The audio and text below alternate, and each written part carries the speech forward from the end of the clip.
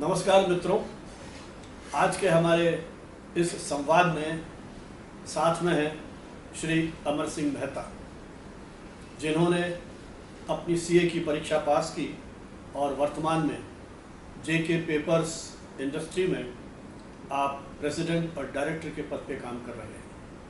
आज हम उनसे बात करेंगे उनके उन जीवन संघर्षों की, किस तरह से उन्होंने परिश्रम करके एक कंपनी के उच्च पद पर अपना स्थान बनाया और जीवन के नानाविध अनुभवों को संजोया, किस तरह से आज की युवा पीढ़ी उनसे प्रेरित हो सकती है। कोई बच्चा, कोई युवक जीवन के उन अप्रतिम संघर्षों में बचपन में ही आर्थिक संघर्षों से जूझते हुए किस प्रकार अपनी न्यूनतम आवश्यकताओं को पूरा करने के लिए संघर्ष करते हुए अध्ययन अध्यापन की उस परंपरा को जारी रखते हुए सीए जैसी कठिन परीक्षा में मेरिट में स्थान पा करके अपने करियर को प्रारंभ करने के उस रोमांच को, उस संघर्ष को आज हम उनसे शेयर करेंगे। मेहता साहब, बहुत बहुत नमस्कार हमारे आज के इस कार्यक्रम में आपका। एक छोटे से गांव में आपका जन्म हुआ, बड़ी सागरी, जहां कोई उस तरह का माहौल नहीं, परिवार में भी आपके उस तरह का माहौल नहीं था, कोई शैक्षिक वातावरण नहीं था, किसी तरह के उस तरह के संस्कार आपको नहीं मिले। तो आज जिस पद पर आप हैं, जब जीवन में पीछे मुड़ के देखते हैं, आज से करीब 50 साल 55 साल पहले का वो जीवन, वो सारा संघर्ष, तो किस रूप में उन सारे प्रसंगों को आज आप याद करते हैं? देखिए डॉक्टर साहब, जब मैं उस समय को याद करता हूँ तो मुझे लगता है कि वो समय एक वैसा था जिसमें बहुत सरलता थी, सादगी थी और ऐसा वातावरण था जिसमें ज़्यादा कुछ था नहीं। घर पर भी कुछ नहीं था, गांव में भी कुछ नहीं था। और मुझे याद है कि वो कच्चा घर, जिसमें वो मिट्टी के केलुओं का, डंडों का घर होता था और जिसमें एक मेड़ी होती थी जिसमें रहते थे। ना बिजली थी, ना पाइप पानी था। आप कौन से वर्ष की बात कर रहे हैं? लगभग 5वें दशक की संभवत है ये 1900 मैं बात कर रहा हूँ, 62, 63, 64 उस समय की। और मुझे याद है कि बारिश जब होती थी तो कुछ बर्तन रख दिए जाते थे कि पानी चूता रहता है। तो वो एक समय था, लेकिन वातावरण जो था वो घर का, वो बहुत सादगी भरा सरल वातावरण था। और माँ, जिसको हम बाई जी कहते थे, वो तो निरक्षर थी और पिताजी अपना काम करते थे। उस तरफ कोई ध्यान होता नहीं था कि बच्चे क्या पढ़ रहे हैं, कैसे कर रहे हैं। तो वो एक वातावरण था। और क्योंकि मैं अपने भाई बहनों में तीसरे नंबर पर था और शुरुआत के दिनों में तो मेरे से बस एक छोटा भाई था, दो मेरे भाई वो बहुत बाद में हुए। तो उस समय में भी मैं बहुत सीधा साधा ही रहता था, कम बोलता था। लेकिन जहाँ तक मुझे ध्यान आता है कि माँ से मेरा बहुत ज़्यादा अटैचमेंट था और दादाजी से भी, बड़े दादाजी से बहुत अटैचमेंट था। तो उनके साथ, लेकिन मैं साधु साधियों के दर्शन के लिए, प्रवचन के लिए वहाँ जरूर जाया करता था। तो वो संस्कार मुझे शुरू से मेरे मन में रहते थे। वो संस्कार माँ से मिले आपको, साधु साधियों के वहाँ जाने? माँ से और बड़े दादाजी से। तो उनके साथ मैं जरूर जाया करता था और घर के छोटे मोटे काम भी करता था। माँ बहुत बीमार रहती थी, तो मुझे याद है कि पहली क्लास में मुझे स्कूल से मेरा नाम काटा गया था। इसी वजह से काटा गया था कि माँ जब उदयपुर टीबी हॉस्पिटल में भर्ती थी, ये 64 की बात है, उस टाइम मेरा नाम स्कूल से काटा गया था क्योंकि मैं 3 महीने माँ के साथ उदयपुर रहा था। माँ के लिए टिफ़िन ले जाना या माँ के लिए कुछ देखना, तो मैं ही रहता था अस्पताल में। वो मुझे एक याद है।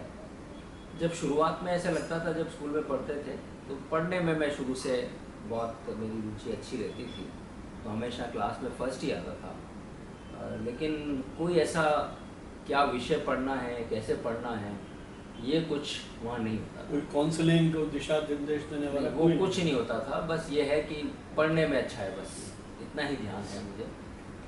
और बाद में जब तीसरी, चौथी, पाँचवीं ऐसे पढ़ते गए, परिवार की स्थिति शुरुआत में अच्छी थी, मैं नहीं कहूँगा अच्छी नहीं थी, बहुत अच्छी थी एक समय में। लेकिन मुझे याद है कि चौथी और पाँचवीं कक्षा में आने के बाद परिवार की स्थिति बहुत दयनीय हो गई और आर्थिक रूप से बहुत ही संकट होते थे। तो मुझे 7वीं और 8वीं क्लास में लगने लगा कि मुझे कुछ ऐसी जगह चले जाना चाहिए जहाँ मैं पढ़ पाऊँ, क्योंकि इस वातावरण में जहाँ बहुत संघर्ष हैं, वातावरण ठीक नहीं है, घर में थोड़ा सा माहौल भी ठीक नहीं लगता है, तो मुझे बाहर चले जाना चाहिए। तो किसी तरह से मैं कुछ अपने संपर्क की वजह से कुचेरा बोर्डिंग स्कूल में चला गया। तो ये जो 6ठी 7वीं क्लास तक की पढ़ाई थी, ये बड़ी सादली चित्तौड़ जिले में ये गांव है, राजस्थान के चित्तौड़ जिले के। तो ये सरकारी स्कूल था हमारा, उसी में पढ़ता था। और 8वीं में मैंने 8वीं क्लास में भी मैं स्कूल में सबसे अव्वल नंबर पे पास हुआ था। तो 9वीं क्लास से मैं कुचेरा चला गया। वो जैन बोर्डिंग था, तो एक तरह से वो गुरुकुल था और वहाँ के संस्कार आजीवन मुझे बहुत काम आए, क्योंकि वहाँ की दिनचर्या बहुत अच्छी होती थी।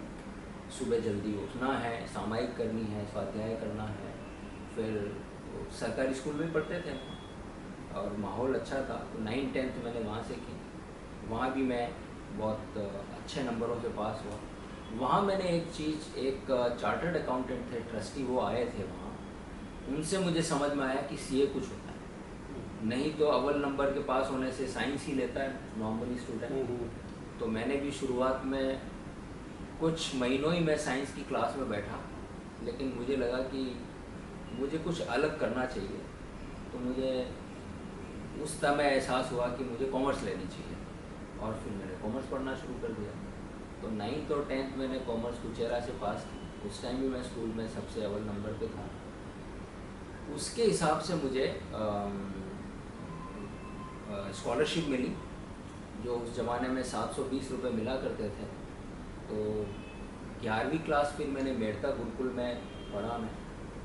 और उन दिनों लेकिन गर्मी की छुट्टियों में मैं गांव नहीं जाता था, थोड़े दिन के लिए जाता था और जैन धार्मिक शिविरों में चला जाता था। उससे 2 पर्पस मेरे सर होते थे। एक तो मेरी तो धार्मिक रुझान जो था, तो मुझे पढ़ने लिखने का मौका मिलता था, सामायिक करने का, उपवास करने का, ये मौका मुझे धार्मिक शिविरों में मिलता था और कुछ दिन के लिए बड़ी सैलरी आता था। फिर 11th मैंने मेड़ता से पास की। उस टाइम भी मैं स्कूल में अव्वल नंबर से पास हुआ। फिर कॉलेज की पढ़ाई का हुआ कि कॉलेज कहाँ से करूँ। पहले ब्यावर गया, वहाँ भी जैन गुरुकुल था, मेरे कुछ साथी भी वहाँ गए, पर मुझे वहाँ कुछ ठीक नहीं लगा, तो मैं उदयपुर आया।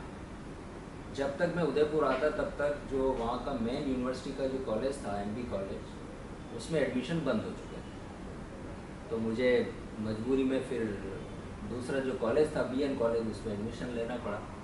लेकिन क्योंकि अच्छे नंबर से मैं था, तो उसमें मेरी सारी फीस माफ़ हो गई। और उस कॉलेज में भी मुझे बहुत अच्छा वातावरण मिला, क्योंकि प्रोफेसर लोग मुझे बहुत पसंद करते थे वहाँ, कि मैं ही एक था कि वो उस इंटेलेक्चुअल उस लेवल का था। और मैंने first year, second year, third year तीनों वहीं उस कॉलेज से किए। लेकिन यूनिवर्सिटी का टॉप कॉलेज एमबी कॉलेज था, लेकिन यूनिवर्सिटी टॉप मैं करता था बीएन कॉलेज से।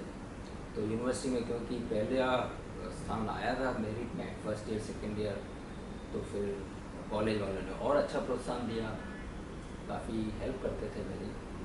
बुक्स वारी सारी कॉलेज वाले दे देते थे, प्रोफेसर लोग भी अलग से टाइम देते थे, वो बहुत अच्छा रहा। उसके बाद मुझे लगा कि अब सीए करना है, तो फिर बाहर तो जा नहीं सकते, तो फिर उदयपुर से मैंने अपने आप को रजिस्टर्ड किया। और जीएस पुंजावत हुआ करते थे, बहुत सीनियर चार्टर्ड अकाउंटेंट थे, उनके साथ मैंने ट्रेनिंग शुरू की। और बस वही अपने आप ही पढ़ना है, क्योंकि फाइनेंशियली उसमें थे नहीं कि पैसा कहीं से मिल पाएगा। और उस टाइम में और हुआ था, जब कॉलेज में पढ़ता था तो मेरा छोटा भाई, उसकी पढ़ाई का खर्चा भी मुझे ही निकालना होता था। और तो ये जो आपकी पूरी यात्रा रही, जैसा आपने कहा कि आप अपनी माँ से बहुत अटैच थे और पिताजी भी जो भी उनका व्यवसाय था या वहाँ काम करते थे। जब आप बाहर गए, आप सोचिए 7वीं 8वीं कक्षा का विद्यार्थी बाहर चला जाए, जिसे जीवन की पूरी तरह से समझ नहीं है, तो एक माता पिता के लिए बहुत कष्ट की बात होती है। तो कभी भी उस तरह का प्रेशर उनकी ओर से नहीं आया कि पढ़ाई वढ़ाई छोड़ हमारे साथ ही आजा, हम जो यहाँ काम कर रहे हैं उसी में लग जा? कोई इस तरह का कॉन्फ्लिक्ट आपका रहा कि नहीं रहा, या आपकी पढ़ाई को देख के उन्होंने और प्रोत्साहित किया आपको कि नहीं आगे पढ़िए? कभी ऐसा उनकी तरफ से नहीं था कि यहीं रहना है। उनको तो लगता था कि यहाँ अच्छा नहीं पढ़ पाएगा, कहीं और जगह जाएगा तो अच्छा ही पढ़ाई करेगा। तो वो तो हमेशा ही कहते थे कि अच्छा पढ़ो। और लेकिन उस ज़माने में भी, उस समय पे भी मुझे हमेशा ये लगता था कि पिताजी सही राह पर नहीं हैं। तो रादर मैं वहाँ से गुरुकुल से पिताजी को चिट्ठियाँ लिखा करता था। और कुछ वर्षों पहले मैंने एक ऐसी चिट्ठी मेरे पिताजी के कागज़ों से मिली जो 1974 में लिखी गई थी, और एक चिट्ठी 1976 में लिखी गई थी। वो चिट्ठियाँ जब मैंने बच्चों को पढ़ाई तो मेरी आंखों में आंसू थे कि मैं पिताजी को एक मार्गदर्शन की तरह से कैसे चिट्ठी लिख सकता है एक लड़का जो 10वीं में पढ़ता है या फर्स्ट ईयर पढ़ता है। लेकिन वो भी मैं करता था क्योंकि पिताजी कुछ गलत राह पे थे, तो उनको मैं लिखूं कि आपको ऐसा नहीं करना चाहिए। तो ऐसा, लेकिन उनको यही था कि बच्चा अच्छा पढ़ेगा तो ठीक रहेगा। तो वही उदयपुर मैं फिर पढ़ाई हुई, फिर सीए भी मैंने इंटरमीडिएट के लिए पढ़ना शुरू किया। अपने आप ही पढ़ता था, कोई मार्गदर्शन वहाँ भी कुछ मिलता नहीं था। पहली बार जब अहमदाबाद एग्ज़ाम देने गया था, क्योंकि सेंटर उदयपुर नहीं होता था सीए का एग्ज़ाम, तो सेंटर अहमदाबाद या जयपुर होता था। तो हमारे सब के लिए, उदयपुर वालों के लिए अहमदाबाद सूट करता था। तो अहमदाबाद चले गए हम, और 3-4 दिन पहले गए। वहाँ हॉस्टल, एक सेंट जेवियर कॉलेज होता था, वही सेंटर होता था। तो वो हमको एक वो रूम वूम दे दिया करते थे, तो वहीं हम रहते थे। पढ़ाई तो बहुत अच्छी की थी, लेकिन दुर्भाग्य से एग्ज़ाम के 2 दिन पहले मुझे जॉइंटिस हो गया अहमदाबाद। तो बहुत ऐसी स्थिति थी कि ये फाइनल सेमेस्टर की बात, इंटरमीडिएट, अच्छा, पहला एग्ज़ाम जो होता था उस टाइम इंटरमीडिएट के 2 ग्रुप हुआ करते थे। तो और जॉइंटिस इतना एक्यूट जॉइंटिस था कि बिस्तर से उठने की हालत नहीं होती थी।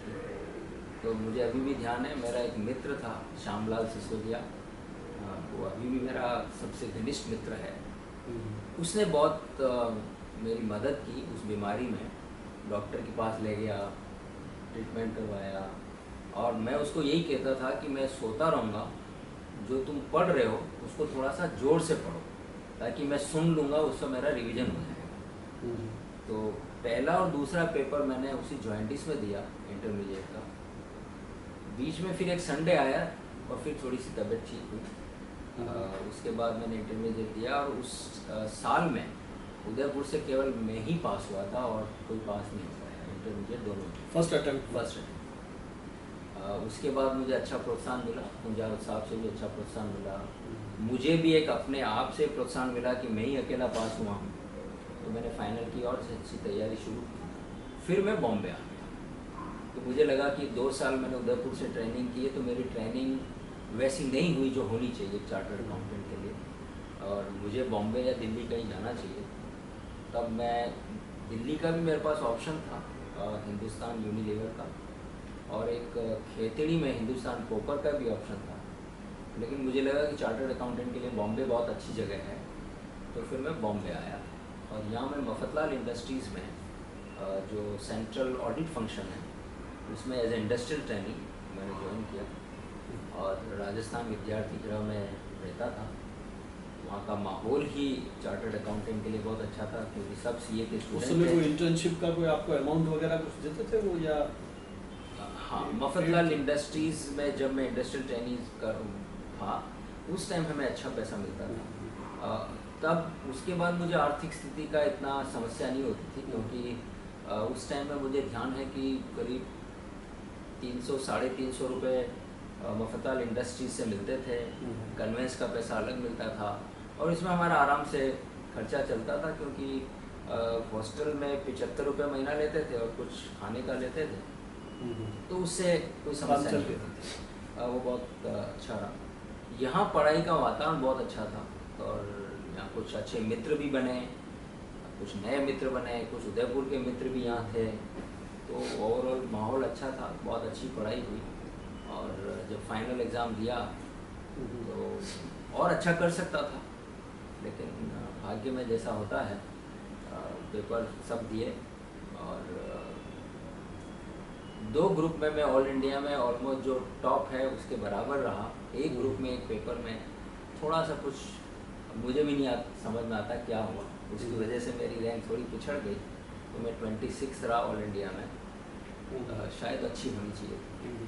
तो आपकी जो पूरी यात्रा रही उसमें आध्यात्मिक संस्कार भी आपको मिले, और मुझे लगता है सबसे बड़ा जो इस संघर्ष में आपको लाभ हुआ, स्वयं निर्णय लेने की क्षमता ये भी विकसित हुई, क्योंकि किसी प्रकार का माहौल नहीं था आपके सामने उस समय। स्वयं अपना करियर बनाना, उस दिशा में आप आगे बढ़े, और वो शायद जो आपकी विल पावर थी या संकल्प शक्ति थी उसने आपको प्रेरित किया आगे बढ़ने के लिए। सीए की परीक्षा में आपने मेरिट प्राप्त की, और पहला जॉब आपको कहाँ मिला?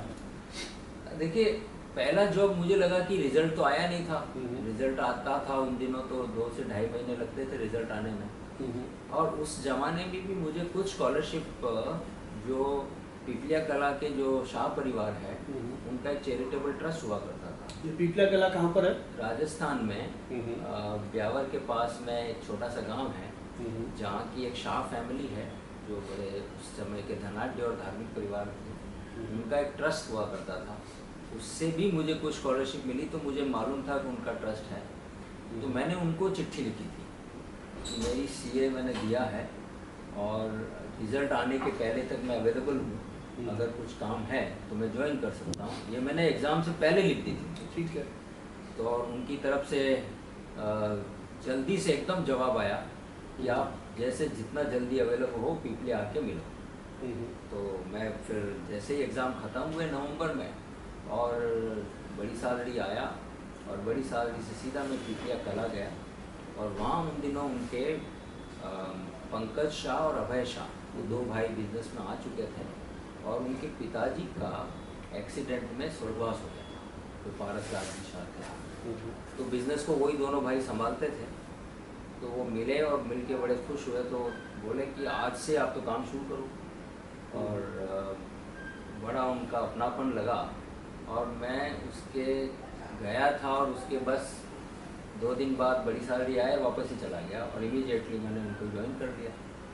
और केवल वो आपके एप्लीकेशन के बेसिस पे ही उन्होंने आपको रख लिया, कोई परिचय नहीं था आपका उनसे? कोई परिचय उनसे मैं कभी मिला ही नहीं, और सैलरी वैलरी भी ठीक थी उस ज़माने भी। उन्होंने जो अच्छी सैलरी दे सकते थे चार्टर्ड अकाउंटेंट को बिना पास किए हुए, वो सैलरी उन्होंने दे दी। तो मैंने काम वहाँ शुरू किया। तो वहाँ मैं उनकी 2-3 कंपनियों के अकाउंट्स और सेक्रेटरी का काम मैंने शुरू किया, और बड़ा मन से काम करता था। तो वहाँ के जो बुजुर्ग थे वो मुझे अपने बच्चे की तरह ट्रेन कर रहे थे, तो काफ़ी काम सीखने को मिला मुझे 6 महीने में वहाँ। उसके बाद मेरा रिज़ल्ट डिक्लेयर हुआ, और जब पास हो गए तो फिर मैंने उनको कहा एक बार कि सर मेरे पास ONGC का बहुत अच्छा ऑफ़र है। ऑफ़र तो कई सारे आए, और मैं खाली ONGC का ऑफ़र को एक बार एक्सप्लोर करना चाहता हूँ। तो उन्होंने कहा हाँ जरूर जाना चाहिए, भाई तुम पास हो गए हो तो एक बार जाके देख लो। तो कई ऑफ़र तो थे। उस समय ऑफर आपको सीधे मिल गए थे, या फिर आपने अप्लाई किया उस समय मिले थे? नहीं, अप्लाई नहीं करना पड़ता अच्छा, था। डायरेक्टली ऑफर इंस्टीट्यूट की मेरिट के बेसिस के ऊपर सिलेक्शन सब अलग अलग कंपनी जो है वो ऑफ़र भेज देती थी अपने बिना इंटरव्यू के। तो काफ़ी ऑफ़र आए, लेकिन ONGC का जो ऑफ़र था वो इंटरव्यू के बेस पे था। वो उन्होंने कैंपस इंटरव्यू कंडक्ट किए थे, तो उन्होंने ऑल इंडिया में 6 चार्टर्ड अकाउंटेंट को रिक्रूट किया, और हम 6 मेरिट होल्डर थे। तो पहले मेरा पोस्टिंग उन्होंने देहरादून दिया था, हेडक्वार्टर। ONGC का हेडक्वार्टर उन दिनों देहरादून में, पर मुझे क्योंकि सूट नहीं करता था देहरादून, तो मेरी रिक्वेस्ट पे मुझे अहमदाबाद दिया गया, और अहमदाबाद मैंने शुरू किया। और उन दिनों मैं ONGC का यंगेस्ट क्लास 1 ऑफिसर हुआ करता था। तो 1 साल काम किया मैंने, और वहाँ भी मुझे ज़्यादातर सब लोग बच्चे ही समझते थे, क्योंकि जो फाइनेंस ऑफिसर हुआ करते थे वो मेरे पिताजी की उम्र के हुआ करते थे। तो जहाँ कहीं मैं जाता था लोग समझते थे कि अपने बच्चे को लाए हैं। जब वो इंट्रोड्यूस करते थे कि ये तो हमारे बॉस हैं, तब थोड़ा अटपटा भी लगता था मुझे, लेकिन काफ़ी कुछ सीखा वहाँ।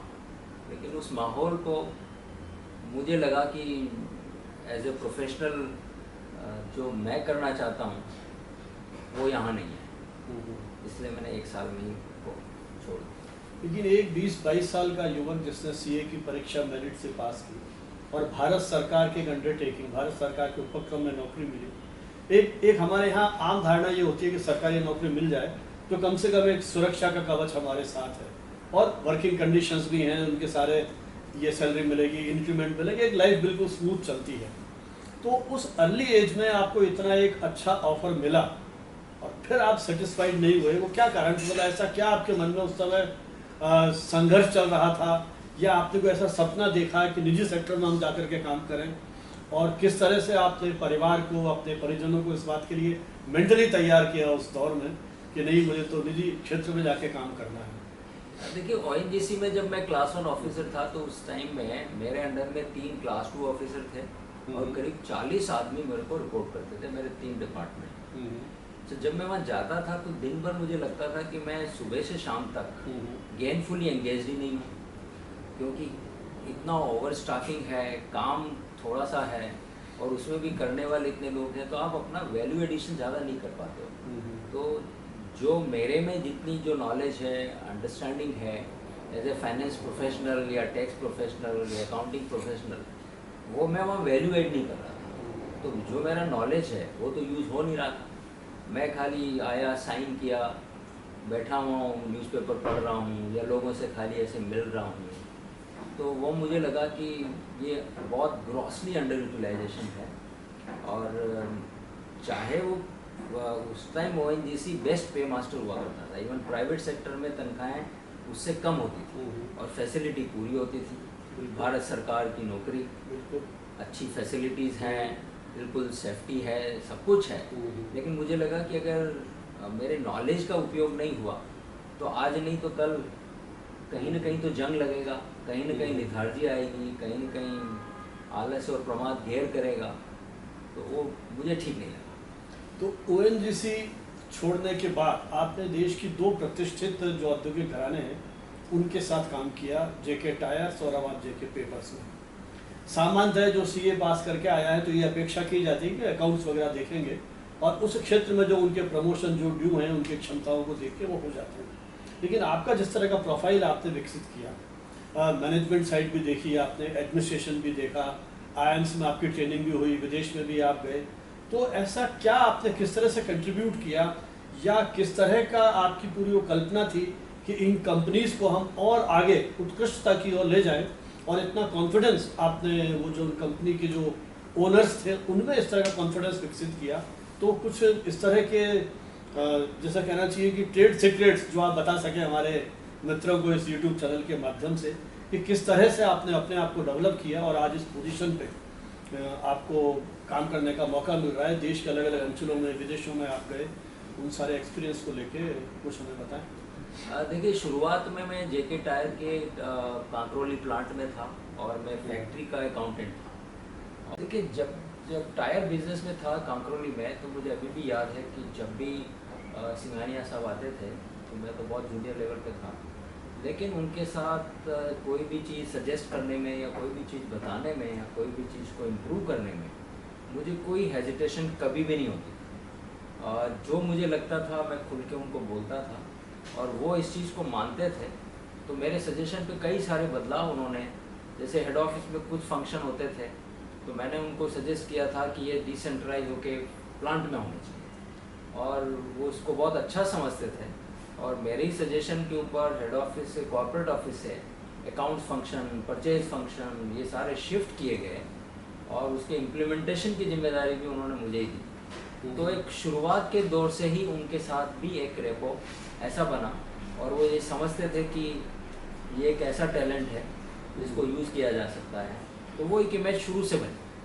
तो 95 में फिर हेड ऑफिस में, कॉर्पोरेट ऑफिस में एक फाइनेंस हेड की ज़रूरत थी। तो उनको लगा कि मेहता से अच्छा तो और कोई हो नहीं सकता। इमीडिएटली मुझे दिल्ली बुला लिया गया और वहाँ काफ़ी जिम्मेदारियाँ देते रहे। इनफैक्ट मैंने जो हमारे सीनियर वाइस प्रेसिडेंट हुआ करते थे उनको रिप्लेस किया था, और इस छोटी सी उम्र में, और वहाँ के काफ़ी फंक्शन धीरे धीरे करके उन्होंने मुझे शिफ्ट किए थे। और जब मुझे वाइस प्रेसिडेंट बना गया था तो मैं जेके टायर में यंगेस्ट वाइस प्रेसिडेंट था। और मेरे पास legal function, audit function, taxation function, सारे फंक्शन मुझे दे दिए गए। मेरी एक शुरू से आदत ये रही कि जब जिस फंक्शन को मैं देखता था तो उसका नॉलेज हाईएस्ट लेवल का।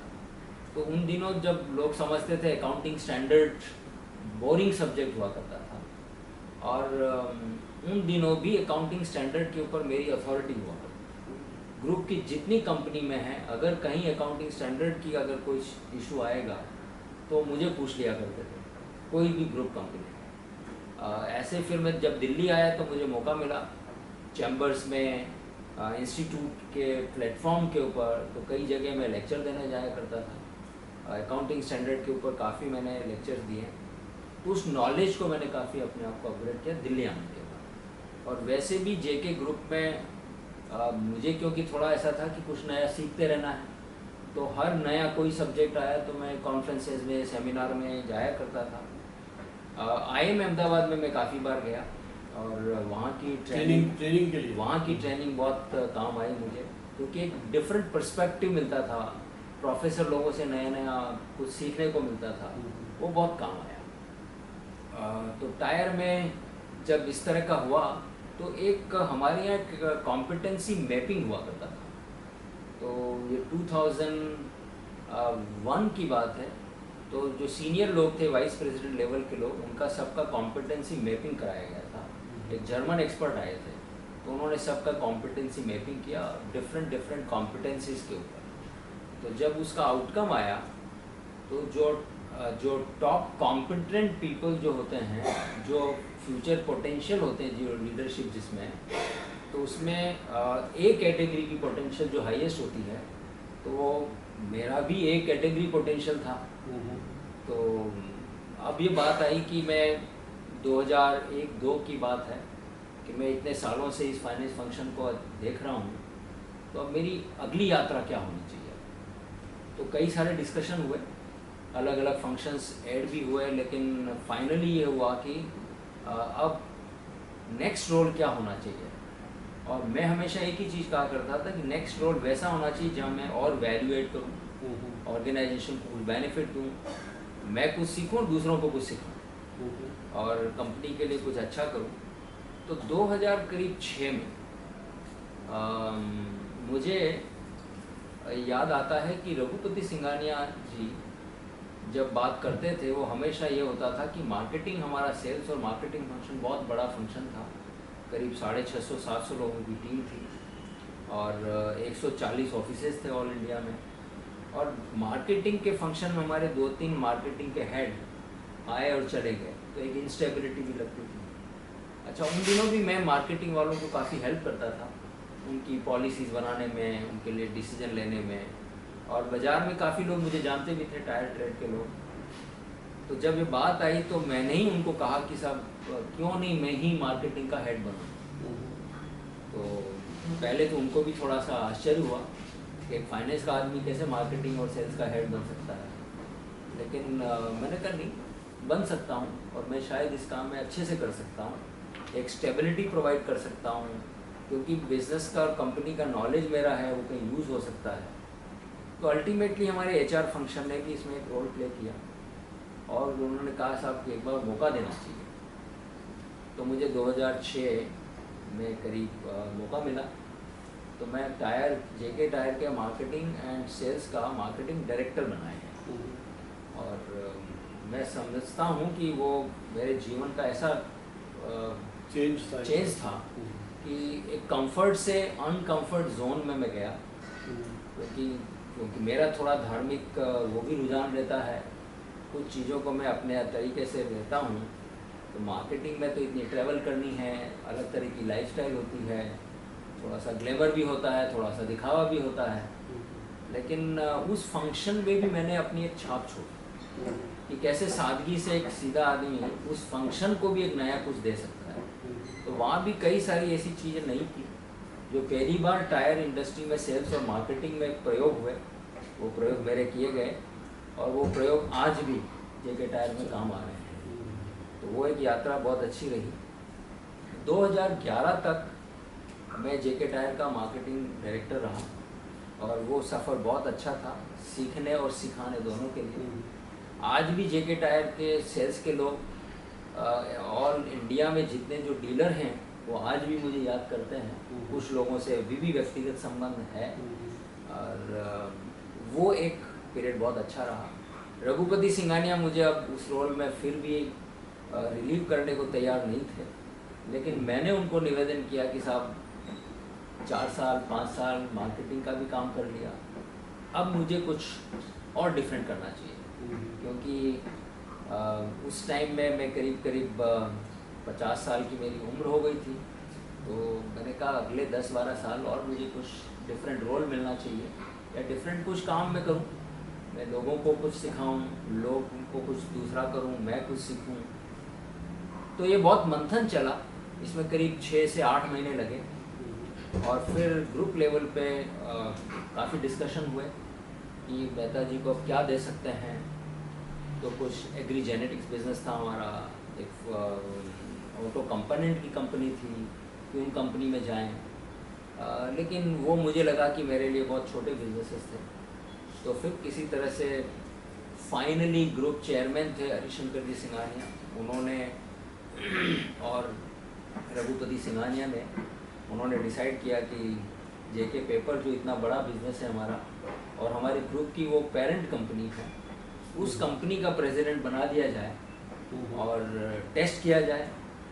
ट्रस्टेड आदमी है, टेस्टेड आदमी है और नंबर को बहुत अच्छे से समझता है, ग्रुप के कल्चर को बहुत अच्छे से समझता है, तो एक मौका देके देखते हैं। तो कुछ रिस्क उन्होंने ली, कुछ रिस्क मैंने ली। तो इस तरह से मैं टायर से पेपर में। अच्छा मेहता जी, जब भी आपसे कभी बात हुई है तो आपके मन में एक संवेदना रही है हमारे जो भी इस प्रकार के मुद्दे हैं, समाज को लेकर के, पर्यावरण को लेकर के, बहुत सारी चीज़ें। जैसे पेपर इंडस्ट्री की बात आती है तो हम देखते हैं कि पूरा एक अभियान चल रहा है। मतलब हर जगह ये कहा जाता है कि आप इसका प्रिंट आउट मत निकालिए, अपने मोबाइल में रख लीजिए, सेव द पेपर, इस तरह के स्लोगन किए जाते हैं। अब आप पेपर इंडस्ट्री में आ गए, नेचुरली जिस इंडस्ट्री में हैं तो आप प्रतिस्पर्धी कंपनियों से अपनी कंपनी को और अधिक आगे बढ़ाने के लिए कोशिश करेंगे, और अधिक प्रोडक्शन करेंगे, और अधिक यूज़ करने के लिए करेंगे। तो ये जो कॉन्फ्लिक्ट है, एक तरफ उस राष्ट्रीय या मैं कहूँ अंतर्राष्ट्रीय स्तर पर जिस तरह का माहौल है कि पेपर बचाइए, उस सारे माहौल में आप पेपर के उपयोग को प्रसारित कर रहे हैं। तो उस कॉन्फ्लिक्ट को आप किस रूप में देखते हैं और कैसे अपने आप को उसके साथ आप मानसिक रूप से तैयार कर पाए या कर पाए?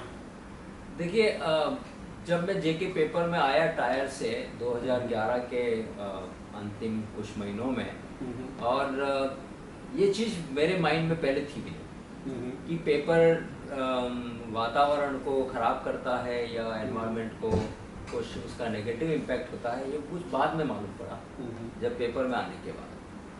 जब पेपर में आने के बाद ऐसा लगा कि एक चीज़ होती है, तो मेरी प्रायोरिटी डिफरेंट हो गई। मैंने अपनी प्रायोरिटीज़ को शिफ्ट कर दिया और प्रायोरिटीज़ को शिफ्ट ये मैंने किया कि पर्यावरण के मामले में हम क्या कर सकते हैं। तो हमने कुछ ऐसे एरियाज़ डिसाइड किए और वो मेरी प्रायोरिटीज़ थी, जिसमें काफ़ी मैंने अपना व्यक्तिगत समय उसमें दिया।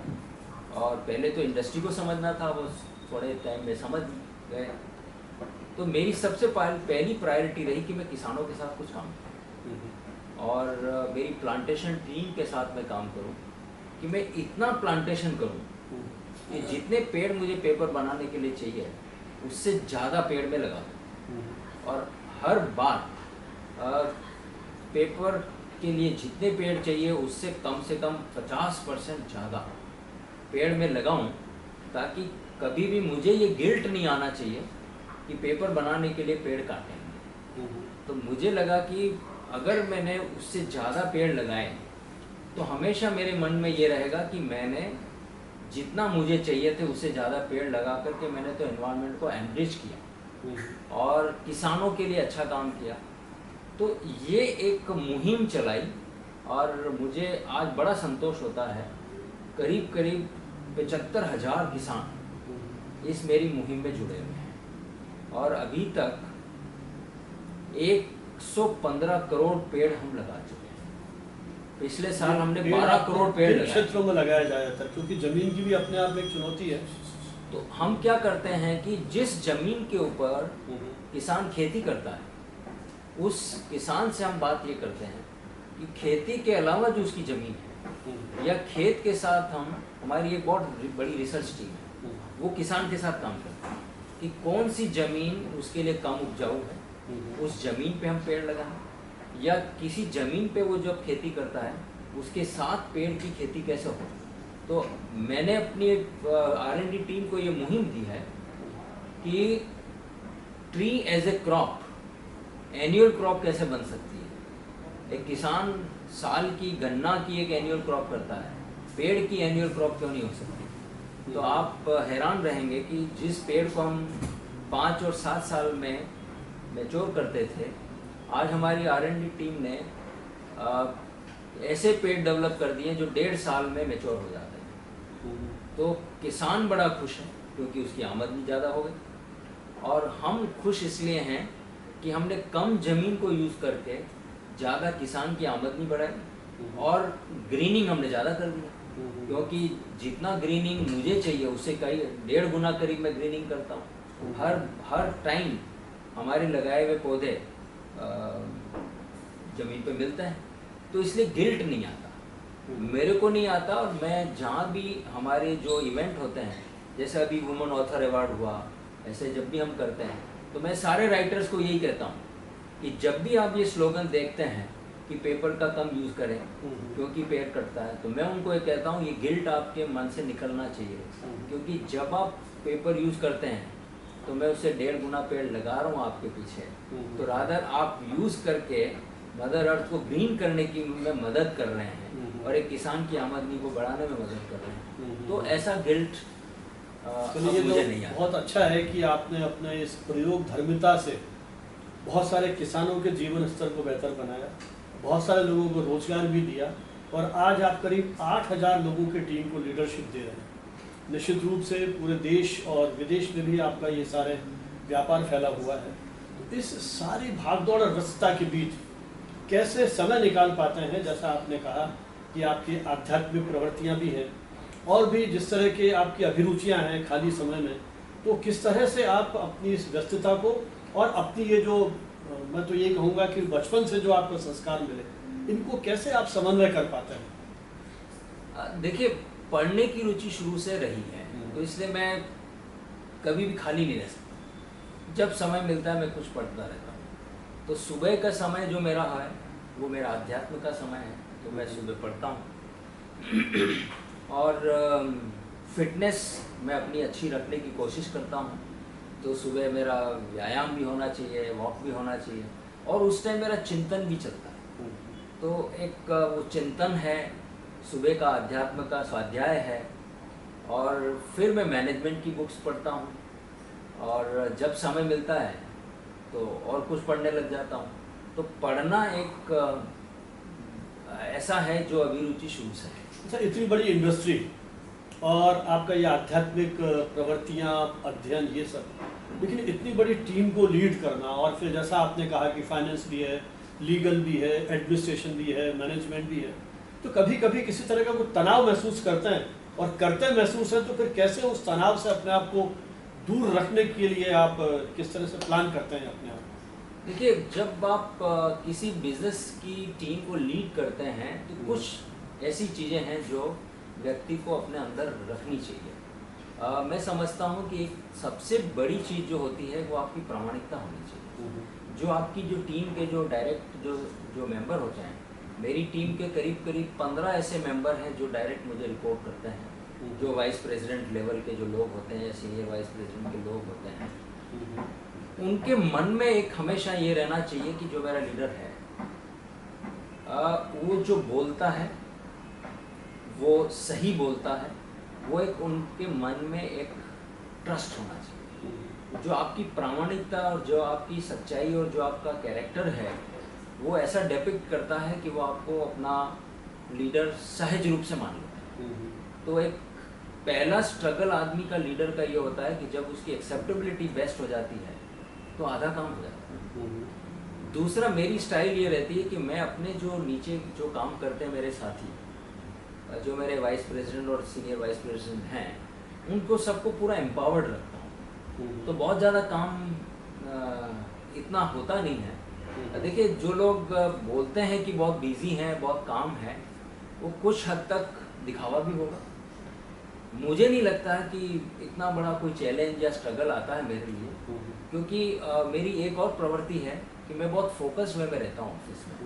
जब मैं ऑफिस में होता हूँ तो 100% मेरा माइंड खाली ऑफिस में ही रहता है, और जो सब्जेक्ट मेरे सामने लाया जाता है उसके ऊपर मेरा अटेंशन हाईएस्ट लेवल का रहता है। तो मुझे जब भी कोई सब्जेक्ट या कोई विषय मेरे सामने आता है तो मुझे उसको पढ़ने में और उसके ऊपर डिसीजन देने में ज़्यादा टाइम नहीं लगता, तो बड़ा फास्ट चीज़ मूव होती है। तो एक तो मेरे जो वाइस प्रेसिडेंट है वो लोग भी खुश होते हैं कि टाइम वेस्ट नहीं होता साहब के पास, जनरल बात करनी नहीं है, स्पेसिफिक बात करनी है। और जब डिसीजन मेकिंग फास्ट होती है तो नीचे वाले जो लोग होते हैं उनका जो एग्जीक्यूशन होता है वो बड़ा फास्ट हो जाता है। उनको एक ट्रस्ट है, उनको फास्ट डिसीजन मिल जाता है, वो फुल्ली एम्पावर्ड हैं। तो टीम अच्छे से मन से काम करती है, दौड़ के काम करती है। तो मुझे इंडस्ट्री के लिए भी एसोसिएशन के लिए टाइम मिल जाता है, मुझे सरकारी डिपार्टमेंट में जाने के लिए टाइम मिलता है, मुझे मेरे पढ़ने के लिए टाइम मिल जाता है। और मुझे नहीं लगता कि ऐसी कोई दुविधा मेरे लिए आती है। और जबकि मैं सिंगानियाज़ फैमिली और प्रमोटर फैमिली के कई सारे विषयों को, पेपर बिजनेस तो मेरी एक जिम्मेदारी है जिसमें शायद अब मेरा 30 से 40% टाइम ही जाता है। 50% टाइम तो मेरा दूसरे बिजनेसेस के लिए, उनके फैमिली सक्सेशन के लिए, उनकी जो नेक्स्ट जनरेशन आ रही उनको मेंटरिंग करने के लिए, उन चीज़ों में चला जाता है। और वो भी मुझे एक मौका मिलता है कि और मैं कुछ करता रहता हूँ। तो ये सिंगानिया फैमिली की 3rd जनरेशन है जिनके साथ मैं काम कर रहा हूँ। अच्छा मेहता जी, एक चीज़ और इच्छा है जानने की कि आपका इतना आप घूमते भी हैं, देश विदेश में भी यात्राएं करते हैं, और अक्सर हम देखते हैं तो आपने भी एक शब्द का उपयोग किया, दिखावे वाली प्रवृत्ति कुछ लोगों की होती है। तो जिस तरह से डिजिटल मीडिया का विस्फोट हुआ है तो हमारे अधिकांश जो मित्र हैं, बल्कि मैं कहता हूँ वाइस चांसलर्स हैं, बड़े बड़े प्रोफेसर्स हैं, उनको भी मैं देखता हूँ कि ये जो डिजिटल मीडिया या सोशल मीडिया का मोह से वो दूर नहीं है। व्हाट्सअप है, फेसबुक है, लिंक्डइन है, इंस्टाग्राम है, लेकिन आपकी प्रेजेंस कभी हमने देखी नहीं उस तरह से। तो इसके पीछे क्या व्यस्तता कारण है, या आप इनको कोई उपयोगी नहीं मानते हैं, या क्योंकि अब एक इतना बड़ा आपका भी एक इंडस्ट्री का साम्राज्य है तो अपने एम्प्लॉयज़ के साथ संवाद करने के लिए, बातचीत करने के लिए, तो क्या ये जो नए रूप आ रहे हैं, नए संवाद के जो नया तंत्र विकसित हो रहा है, इसमें आप कहाँ तक रुचि रखते हैं, या मतलब किस तरह से सोचते हैं इसके बारे में? देखिए, डिजिटल के ऊपर मेरा बहुत इंटरवेंशन है, डिजिटल के ऊपर, लेकिन सोशल मीडिया में मैं एक्टिव नहीं, क्योंकि मैं एक्टिव हूँ व्यक्तिगत रूप से लोगों में। क्योंकि मुझे मेरे जो लोग हैं, इतने अलग अलग लेवल के जो लोग हैं मेरे, उनसे मेरा संवाद बड़ा रेगुलर चलता है। क्योंकि हर सप्ताह फेस टू फेस वर्चुअली भी होता है आजकल। अब मैं कई जगह नहीं जा पाता हूँ तो वर्चुअली कनेक्ट करता हूँ, वो जो, लेकिन अल्टीमेटली वो फेस टू फेस है वो। तो उसमें हर रोज अल्टरनेट डे कम से कम मैं कहीं न कहीं अपनी बात को कम्युनिकेट कर रहा होता हूँ, चाहे मैं छोटी टीम में हूँ, चाहे बड़े ग्रुप में होता हूँ। कभी कभी तो 400-500 लोग मुझे सुन रहे होते हैं। तो एक तो मैं उस पर बहुत ज़्यादा ध्यान लगाता हूँ। दूसरा, मैं चाहता हूँ कि लोगों को एक नई जो सोच है, जिस विज़न के साथ मैं इस ऑर्गेनाइजेशन को ले जाने की बात करता हूँ, वो इफेक्टिवली मैं कम्युनिकेट तब कर पाता हूँ जब मैं उनको फेस टू फेस बात करता हूँ। तो मेरी नई विज़न स्टेटमेंट क्या है, मैं इस कंपनी को कहाँ से कहाँ ले जाना चाहता हूँ, इस कंपनी में क्या क्या मैं नए प्रयोग कर रहा हूँ, ये सब चीज़ों में मैं ज़्यादा एनर्जी लगाता हूँ, बजाय कि सोशल मीडिया में मैं अपने आप को प्रोजेक्ट करूँ या अपने आप को करूँ, क्योंकि मुझे उसकी ज़रूरत अभी तक लगी नहीं। क्योंकि पेपर एसोसिएशन जो इंडिया की सबसे बड़ी बॉडी है, उसका मैं वाइस प्रेसिडेंट 2 साल रह चुका, उसका प्रेसिडेंट मैं 4 साल रह चुका हूँ, जो कोई पहला ही प्रेसिडेंट है जिसने 4 साल तक प्रेसिडेंटशिप की। तो इंडस्ट्री में, मतलब पेपर इंडस्ट्री के लिए कहीं कोई भी सर्च करेगा तो मेरा नाम आ जाएगा, और कहीं भी सरकार में भी पेपर इंडस्ट्री से रिलेटेड या मीडिया में कोई बात करनी होती है तो वो सीधा मुझे ही बुलाते हैं या मेरा ही इंटरव्यू लेना चाहते हैं टीवी वाले भी पेपर इंडस्ट्री के बारे में। तो इसलिए मैं अपने आप को उस पर प्रोजेक्ट नहीं करता हूँ, लेकिन डिजिटल के ऊपर मैं बहुत एक्टिव होता हूँ, टेक्नोलॉजी के ऊपर, और इंडस्ट्री और लोगों के लिए डिजिटल को मैं कितना यूज़ कर सकता हूँ। मेरे ख्याल से जेके पेपर इंडस्ट्री की ऐसी कंपनी है, और इनफैक्ट इंडिया में जो फर्स्ट टाइम फिक्की ने डिजिटल फैक्ट्री का अवार्ड जब इंस्टीट्यूट किया, तो उसका फर्स्ट प्राइज, प्लैटिनम प्राइज, वो मेरी फैक्ट्री को मिला। इतना डिजिटल इंटरवेंशन हम लोगों ने कर दिया।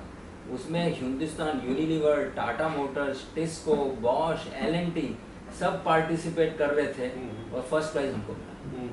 तो डिजिटल में हमारा बहुत ध्यान है, लेकिन सोशल मीडिया से मैं थोड़ा सा पीछे हूँ। जैसे हम पेपर की बात कर रहे थे, तो अभी मैं प्लांटेशन की बात आपको कर रहा था, जिसमें हमने किसानों को जोड़ा, जिसमें हमने अपने लोगों को और प्लांटेशन की R&D टीम को जोड़ा था। वैसे ही जैसे मेरा व्यक्तिगत जो रुझान रहता है कि एनवायरनमेंट के ऊपर, सोसाइटी के ऊपर, कम्युनिटी के लिए हम कुछ करें, तो इनफैक्ट हमारा कंपनी का एक विज़न स्टेटमेंट हुआ करता था, और वो हमने करीब 25 साल पहले एक विज़न स्टेटमेंट बनाया था, जिसमें हम कहते थे कि to be most trusted company. उस विज़न स्टेटमेंट के ऊपर हमने अभी काम किया, और पिछले 6 महीने पहले हमने अपनी कंपनी का एक नया विज़न स्टेटमेंट रिक्रिस्टन किया, और उसके ऊपर काफ़ी हमने मेहनत की। अब नया विज़न स्टेटमेंट हमारा जो आया, और वो जो स्टेटमेंट हमने किया, to be a trusted leader in the industry enriching lives for better future. उसमें एक मेरा व्यक्तिगत अब रुझान ये है कि अब हमने पेपर में काफ़ी काम किया, फाइनेंशियली कंपनी बहुत स्ट्रांग बन चुकी है, इंडिया में एक नंबर 1 की कंपनी पे हम बैठे हुए हैं। जब मैं आया था पेपर में, तो ये 1600 करोड़ का टर्नओवर था और करीब 70-80 करोड़ का प्रॉफिट कमाते थे। आज हम 7,500 करोड़ का टर्नओवर करते हैं, और जितना उस टाइम टर्नओवर होता था उससे थोड़ा सा ही कम, करीब 1000 करोड़ का नेट प्रॉफिट हम कमाते हैं। बहुत स्ट्रॉन्ग कंपनी है। तब हमने सोचा कि अब हमारा विज़न दूसरा होना चाहिए, हम कैसे लोगों की लाइफ को एनरिच करें। अब उसमें लोग हो सकते हैं, हमारे एम्प्लॉयज़ हो सकते हैं, हमारे वेंडर हो सकते हैं, हमारे किसान भाई हो सकते हैं, हमारे और दूसरे लोग हो सकते हैं, हमारी कम्युनिटी हो सकती है। तो इस तरह से हमने एक नए विज़न स्टेटमेंट को भी अब इंट्रोड्यूस किया, ताकि अब हम दूसरे पक्ष को ध्यान रख करके एक कैसा बेटर फ्यूचर बना सकते हैं, उसके ऊपर काम करें। चलिए, ये हम बातचीत कर रहे थे अमर सिंह मेहता जी से, जो जेके पेपर इंडस्ट्री में प्रेसिडेंट और डायरेक्टर के रूप में वर्तमान में काम कर रहे हैं। तो उनसे इस बातचीत में हमने जाना कि किस तरह से एक बच्चा जो आर्थिक अभावों में पल रहा है, वो युवा बनता है, उसके पास कोई आगे दिशा नहीं है, कोई गाइड करने वाला नहीं है, कोई प्रोत्साहित करने वाला नहीं है, लेकिन उनकी दृष्टि बिल्कुल स्पष्ट है।